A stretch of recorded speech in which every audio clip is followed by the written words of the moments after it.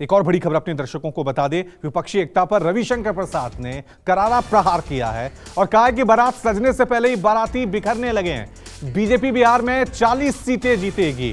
तो विपक्षी एकजुटता को लेकर एक बार फिर रविशंकर प्रसाद बीजेपी के दिग्गज नेता हैं, उन्होंने विपक्षी एकजुटता पर कड़ा प्रहार किया है और कहा है कि बीजेपी बिहार में 40 सीटें जीतेगी और बारात सजने से पहले ही बाराती जो हैं वो बिखरने लग गए हैं। जिस तरह से महाराष्ट्र की घटना हुई है उसको लेकर रविशंकर प्रसाद ने तंज कसा है।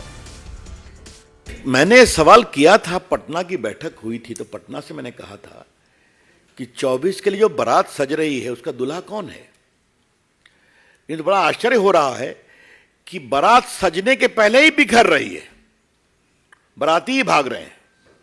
तो आगे आगे देखिए होता है क्या। बिहार में हम लोग 40 की 40 सीटें निश्चिंत रहिए।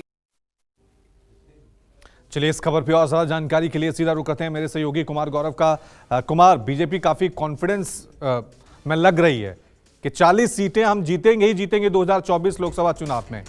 क्या ये माने कि जो हाल महाराष्ट्र में एनसीपी का हुआ, जेडीयू का, वो हो सकता है? इस तरह की संभावनाएं जताई जा रही हैं, क्या खबर है आपके पास? देखिए, बिल्कुल रविशंकर प्रसाद ने जो दावा किया है 40 सीटों का, राजनीति में इस तरह के बयान दिए जाते हैं। हालांकि बीजेपी का खुद का ही टारगेट 35 प्लस का है। जब गठबंधन टूटा था जेडीयू के साथ, उस वक्त ही दिल्ली में प्रेस कॉन्फ्रेंस हुई थी और उस वक्त प्रदेश अध्यक्ष थे संजय जायसवाल। उन्होंने कहा था कि 35 प्लस का टारगेट हमने रखा है और जीत कर आएंगे।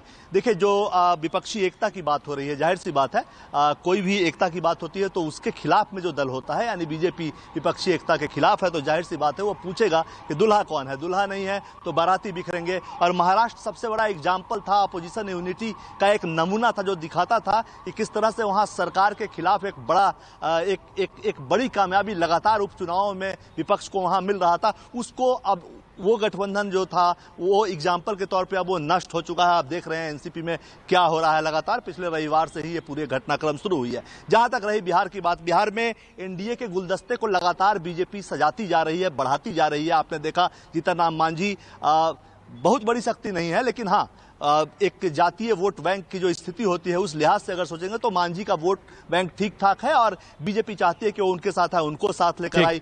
विकासशील पार्टी जो है, वीआईपी पार्टी, उसके मुकेश सहनी को अपने साथ जोड़ने की तैयारी में है। वहीं उपेंद्र कुशवाहा साथ आ चुके हैं। तो इस तरह से अपने गुलदस्ते को सजाने का प्रयास कर रही है बीजेपी। और जाहिर सी बात है एक मजबूत ताकत के दौर पर गठबंधन के सहारे बीजेपी चाहती है कि वो बिहार देखना यह है कि आने वाले वक्त में किस तरह से जेडीयू और बीजेपी की जब आमने सामने ये टक्कर हो रही है उसमें 2024 में कौन बाजी मारेगा। दावे दोनों की तरफ से किए जा रहे हैं कि 40 सीटें हम ही जीतेंगे। बहुत बहुत शुक्रिया गौरव तमाम जानकारी के लिए। एक